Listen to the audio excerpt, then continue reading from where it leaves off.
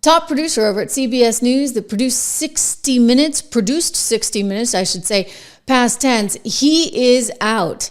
He is leaving the network after years and years and years. He's quitting, allegedly, per the New York Times, because he says he has lost his independence. The news program has faced mounting pressure, writes the New York Times, from both President Trump and its corporate ownership at Paramount, the parent company of CBS News.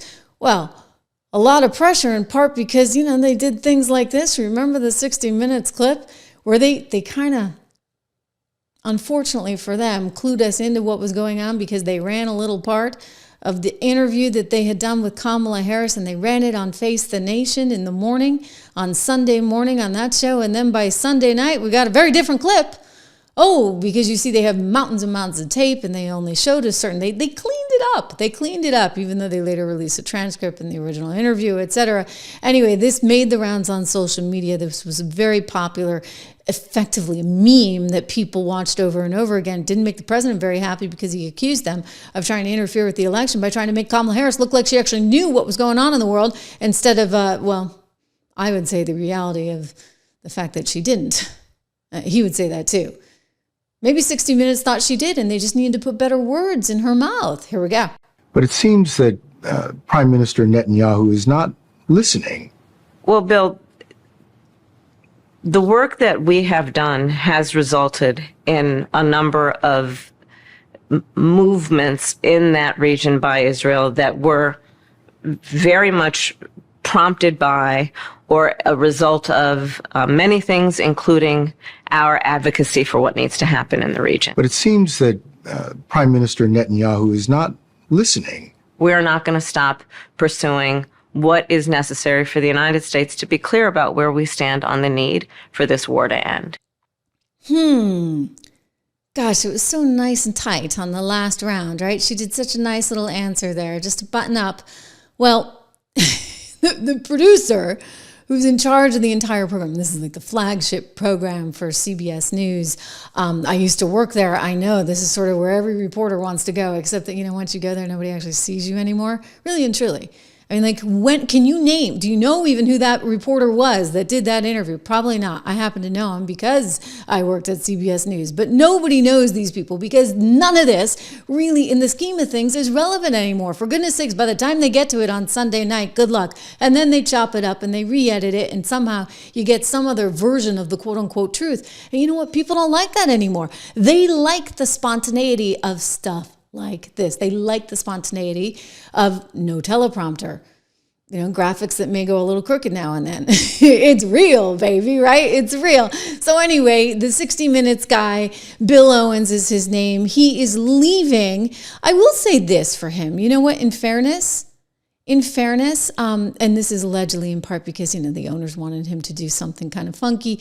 The majority shareholder, Redstone, wanted him to kind of make nice with Trump and maybe issue an apology because there's that like $10 billion lawsuit that Trump has thrown at them. I will give him this.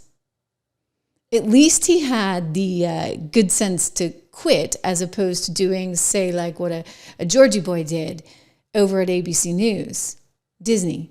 Georgie boy just said, well, I'm going to stay on and I'm going to pout, but I'm going to continue to collect my millions of dollars. I'm just going to pout.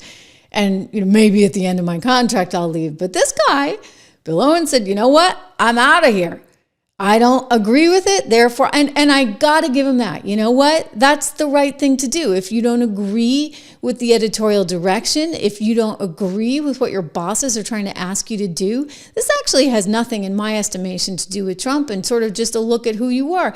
And in a new transparent world where we all are, what you see is what you get, well, then good. You know what? If you hate Trump and you don't think that he deserves an apology, even though your boss is like, oh, but I got to get this deal with Skydance and Paramount done. They're trying to sell, right? They need to get this merger and they need to get the FCC on board. And it's entirely possible that, they're not going to, they got to settle this Trump. I mean, that's not, and I hope that's not the case because you hope that there's not that kind of conflict of interest going on. But I wouldn't be surprised if somebody took him aside and said, hey, it might be nice if you just told the president you're sorry?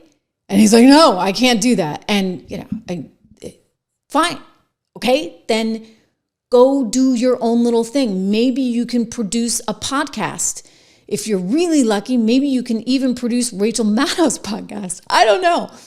I don't care. But I admire you for saying I'm not going to stand by and let my bosses dictate everything. And guess what? Good news about nowadays is you don't have to.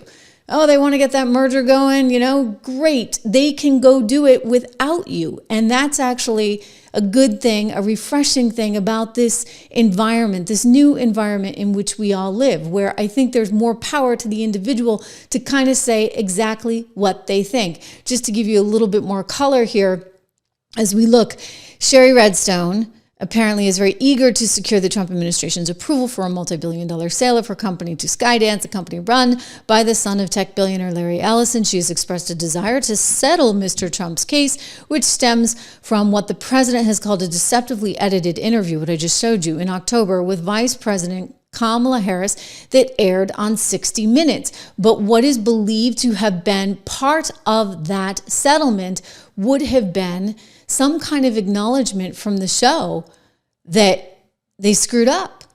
And apparently he's just not willing to do that. Okay, if we go back to the article here in the New York Times, we see the Michael Girnbaum, who reports on media and politics, lucky him, writes that CBS News has entered a new period of turmoil. On Tuesday, after the executive producer of 60 Minutes, Bill Owens, said that he will resign from the long-running Sunday news program because he had lost his journalistic independence. In an extraordinary declaration, Mr. Owens, only the third person to run the program in its 57-year history, told his staff in a memo that, quote, over the past months, it has become clear that I would not be able to run the show as I have always run it, to make independent decisions based on what was right for 60 Minutes, right for the audience. So having defended this show and what we stand for from every angle over time with everything I could, well, very dramatic, I am stepping aside so the show can move forward. Interesting. It's like the New York Times just loves it, right? Because now they can say, oh, Trump made the 60 Minutes producer this, total Tiffany Network, stellar thing, like quit. To which I say, okay, you know what? It's a free country. You want to quit. You got more, I won't say the word, than one Georgie Pie over at ABC News who just threatens to quit and mopes around and is all upset because he had to, cough up, his network had to cough up $16 million to Donald Trump, $1 million going to the lawyers, another $15 million going to the library, to the Trump library, because you decided to defame him over and over and over again. Even though your producers told you, don't do it, he decided to do it on the air. Okay, so now another one bites the dust. You know what? The news is being remade. And I'm going to tell you this, guys. You know what's great about it all? Because I've worked at 60 Minutes.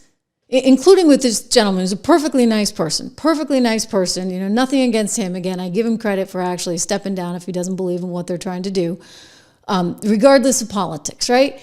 But what's great about this new sort of era is that you can be whoever you want to be, and you can do it on your own, and you don't have to kowtow to the corporations that are telling you to do this, that, or the other.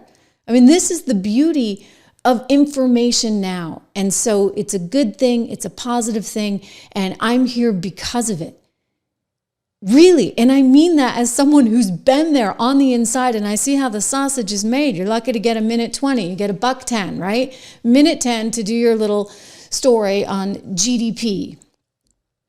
I picked GDP because, I'm primarily a business reporter, right? So you do a little story on GDP, and then you get 10 seconds at the very end with someone like the producer like this saying, you 10 seconds, God help you if you go to 11 or 12, because everything is so tightly wound and so tightly scripted. And that's why these evening news shows or these big budget magazine shows actually don't have a place in media today, because by the time they get to it, everybody's already seen it.